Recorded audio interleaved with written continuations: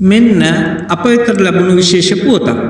ලෝක සුනාමි ආපදා දැනුවත් කිරීමේ දිනට සමගාමීව ඉන්දියානු සාගර සුනාමි පෙරහුරු අභ්‍යාසයක් අත බදාදා 5 වන දින ශ්‍රී ලංකාව තුළ ස්ථාන 5කදී පැවැත්වීමට නියමිතව ඇති හේයින් සුනාමි ගැන අනියත බියක් ඇති කර නොගන්නා ලෙස ආපදා කළමනාකරණ මධ්‍යස්ථානයේ ජනතාවගෙන් ඉල්ලා සිටී.